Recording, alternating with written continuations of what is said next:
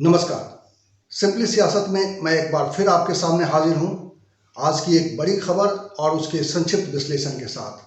बड़ी खबर आ रही है बिहार के बारे में, लेकिन वो खबर दिल्ली से आई है। चुनाव आयोग ने आज साफ कर दिया है कि बिहार में विधानसभा के चुनाव समय से होंगे।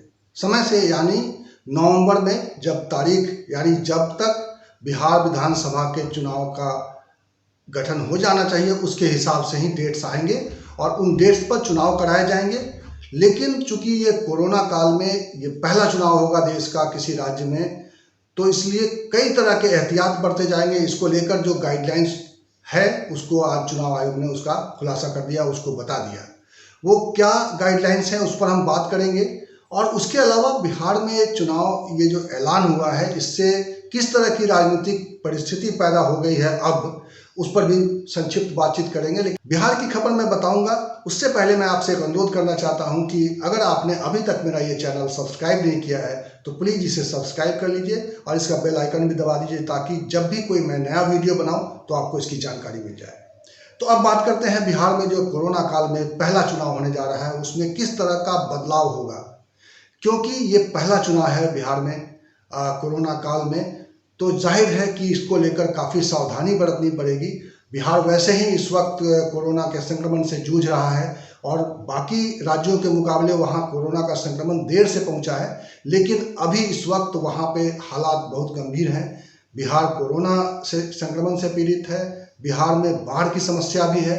बावजूद इसके लोकतंत्र की ज़रूरत है, चुनाव होंगे, लेकिन चुनाव कराने के लिए चुनाव आयोग ने कई तरह के गाइडलाइंस दिए हैं, कई तरह के एहतियात बरतने की ताकीद की है।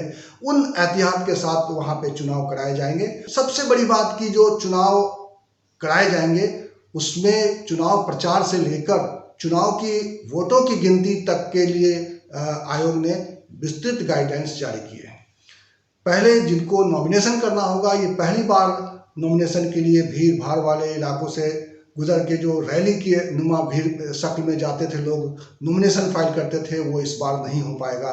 इस बार ऑनलाइन की व्यवस्था की गई है, लेकिन अगर कोई उम्मीदवार खुद जाकर नॉमिनेशन फाइल करना चाहेगा तो उसको सिर्फ 2 आदमी के साथ वहां जाना पड़ेगा और वो नॉमिनेशन फाइल कर पाएंगे। पहली बार होगा जब नॉमिनेशन के लिए ऑनलाइन प्रक्रिया अपनाई जाएगी और जमानत की राशि भी ऑनलाइन जमा किया जा सकेगा। उसके बाद नॉमिनेशन के बाद जो चरण होता है उसमें चुनाव प्रचार होता है। चुनाव प्रचार के लिए आमतौर पर उम्मीदवार रैलियां आयोजित करते हैं, बड़े नेताओं को बुलाते हैं अपनी पार्टी के और वो करते हैं। लेकिन रैली को, रोड शो को, घर घर जनसंपर्क को मना नहीं किया है चुनाव आयोग ने, लेकिन इसके लिए सोशल डिस्टेंसिंग के जो नियम बनाए गए हैं वो सख्त होंगे और उनका पालन करना जरूरी होगा। जाहिर है कि अधिकतर कैंडिडेट को डिजिटल प्रचार के जरिए ही अपना काम करना पड़ेगा, लोगों तक पहुंचना पड़ेगा। रैली करना, रोड शो करना, घर घर जाकर जनसंपर्क करना, ये तीनों काम थोड़े मुश्किल होंगे, क्योंकि इन सब के लिए गाइडलाइंस जो है उनको फॉलो करना पड़ेगा। अगर घर घर जाके लोगों से अनुरोध करना है वोट देने के लिए तो उसके लिए 5 आदमी से अधिक लेकर वो नहीं जा सकते हैं। आमतौर पर नेता इसके लिए भी भीड़ जुटाते थे, इसके लिए भी अपना शक्ति का प्रदर्शन का एक अच्छा मौका इसको मानते थे और वो करते थे, तो लेकिन इस बार ये संभव नहीं हो पाएगा। रैली, रोड शो और जनसंपर्क अभियान के बाद जो चरण आएगा वोटिंग का, वोटिंग के लिए भी खास तौर पे बड़े एहतियात बरतने की बात की गई है। किसी भी बूथ पर 1000 से अधिक मतदाता वोट नहीं दे पाएंगे, यानी 1000 से अधिक मतदाताओं के लिए किसी भी बूथ पर कोई संभावना नहीं है। 1000 लोग वोट देने जाएंगे, उनकी थर्मल स्कैनिंग होगी, यानी कि उनका टेम्परेचर नापा जाएगा, उनको ग्लव्स दिया जाएगा और इसके बाद वो मतदान करने के लिए बूथ में जा सकेंगे। बूथ में तैनात अधिकारियों को, जो कर्मचारियों को काफ़ी प्रोटेक्शन दिया जाएगा और उनके लिए वैकल्पिक व्यवस्था की गई है कि अगर कोई कर्मचारी या अधिकारी ऐन मौके पर बीमार हो जाता है तो उसके लिए वैकल्पिक व्यवस्था होगी, ताकि जल्दी से कोई दूसरे व्यक्ति को वो काम सुपुर्द कर दे और उसको वहां से हटा दिया जाए। इसके अलावा हो सकता है कि कुछ बूथों पर आपको पीपी किट में तैनात अधिकारी दिखाई देंगे। ये बहुत सावधानी बरती जाएगी और ये कोरोना काल का चुनाव जो है ये बिल्कुल खास नज़ारा होगा, मीडिया वालों के लिए खास आकर्षण होगा। कैसे कवरेज होगी इसको लेकर भी निश्चित रूप से एक उत्सुकता बनी रहेगी। बिहार के चुनाव के साथ जो है उपचुनाव होने हैं मध्य प्रदेश में। आपको मालूम है कि वहाँ पे सरकार की अदला बदली हुई है कि मध्य प्रदेश में पहले कांग्रेस की सरकार थी और उसके बाद काफ़ी विधायकों के इस्तीफे के बाद वहाँ पे अब भारतीय जनता पार्टी की सरकार है और 26 सीटों पर वहाँ चुनाव होने हैं। तो वो मुमकिन है कि उनके लिए भी वहाँ पे उपचुनाव उसी दौरान कराए जाएंगे ताकि इसी व्यवस्था में वहाँ पे भी चुनाव हो सके। तो मध्य प्रदेश के चुनाव भी काफ़ी इंपॉर्टेंट होंगे क्योंकि वहाँ पे 26 लोगों के किस तरीके से नतीजे आते हैं और इसके बाद सरकार में जो है भारतीय जनता पार्टी की कैसी स्थिति रहती है, कांग्रेस कितनी सीटें इसमें से जीत पाता है, उसके बाद वहाँ पे एक दिलचस्प राजनीतिक प्रकरण है, उस पर मैं अलग से बात करूँगा कभी। लेकिन इस वक्त जो बिहार में ये जो स्थिति बनी है कि चुनाव का नज़ारा एक अलग होगा, उसके बाद जो काउंटिंग का सिलसिला जब शुरू होगा वहाँ पे काउंटिंग भी के लिए भी एक अलग सावधानी बरतने की बात है।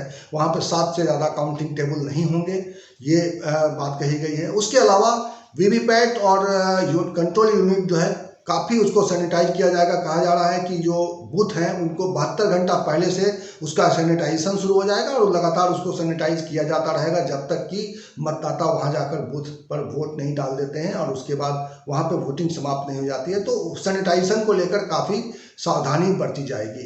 ये जो गिनती के दरमियान जो वहाँ पे जो नंबर्स बताए जाते हैं कि कौन सा उम्मीदवार कितना मत से आगे है, कितना मत से पीछे चल रहा है, इसके लिए जो व्यवस्था होती है उस व्यवस्था में भी सोशल डिस्टेंसिंग के हिसाब से नए प्रावधान किए जाएंगे। स्क्रीन डिस्प्ले लगाया जाएगा ताकि दूर से वहाँ भीड़ भाड़ जमा ना हो और लोग दूर से ही जो है ताज़ा स्थिति चुनाव की, वोटिंग की, गिनती की क्या स्थिति है उसको जान सकें। और बिल्कुल गिनती जहाँ पे होगी यानी काउंटिंग बूथ्स पे भीड़ नहीं लगने दिया जाएगा, इसकी पूरी कोशिश की जाएगी और इसके लिए तमाम तरह के प्रावधान किए जाएंगे। विपक्षी दलों की ओर से इस चुनाव को टालने की कोशिश हो रही थी। विपक्षी दल में से कोई भी नहीं चाहता था कि चुनाव इस संक्रमण के बीच कराए जाए क्योंकि उनका कहना था कि इससे संक्रमण और बढ़ जाएगा और लोकतंत्र को बचाना से ज़्यादा जरूरी है कि लोगों की जान बचाई जाए। बाद में इस पूरे मामले में जो सत्ता पक्ष की ओर से रामविलास पासवान ने भी पूरे जोर शोर से इस बात को कहा था कि वहाँ चुनाव नहीं होने चाहिए और वहाँ पे कोरोना संक्रमण के दौरान चुनाव कराया जाना खतरे से खाली नहीं होगा और वो इसको लेकर एक सख्त रवैया के साथ सामने आए थे। लेकिन सत्ता पक्ष में होने के बावजूद उनकी बात को ज़्यादा तवज्जो नहीं मिली है। अब जबकि चुनाव आयोग ने मन बना लिया है बिहार में चुनाव कराने का और कोरोना संक्रमण के दौरान तमाम तरह के एहतियात के बीच में वहाँ चुनाव कराने का एक तरीके से साफ संकेत दे दिया है, ऐसे में राजनीतिक दलों के बीच में अब रस्साकसी तेज हो जाएगी। अब जो फाइनल शेप लेना है गठबंधन का और फाइनल शेप लेना है कि एनडीए में किस तरह की रहेगी स्थिति, जेडीयू और बीजेपी के बीच में सीटों को लेकर कैसे तालमेल अब आगे बढ़ता है, इस पर नज़र रहेगी। अब एलजेपी का क्या रुख रहता है, जेडीयू को लेकर जो हमलावर थी, क्या जो बात हो रही थी कि जेडीयू अब एलजेपी अब जेडीयू के साथ एनडीए में रहेगा या एनडीए से बाहर जाएगा, इसको लेकर भी अब बहुत जल्दी तेजी से फैसले सामने आएंगे, तेजी से चीज़ें सामने आएंगी और तेजी से राजनीतिक घटनाक्रम अब बिहार में बढ़ने वाला है क्योंकि अब सितंबर के फर्स्ट वीक तक ये सारी चीज़ें तय हो जाएंगी। कौन किसके साथ कितने सीटों पर कौन लोग लड़ेंगे, क्या गठबंधन है, उसका स्वरूप क्या होगा, उसमें कौन कौन से दल होंगे, एनडीए के साथ कौन कौन लोग रह जाएंगे, ये सारे घटनाक्रम जो है अब इसमें आप देखेंगे कि बहुत तेज़ी से काम हो रहा है। बिहार चुनाव को लेकर हर बड़ी खबर पर हम आपको अपडेट करते रहेंगे और मैं कोशिश करूंगा कि बिहार से बड़े पत्रकारों को जोड़कर मैं आपके उसके विश्लेषण भी आप तक पहुंचाऊं। तो आप हमारे साथ जुड़े रहिए। आपने हमारे साथ आखिर तक ये वीडियो देखा है, इसके लिए मैं आपका विशेष तौर पर शुक्रिया अदा करना चाहता हूं। धन्यवाद।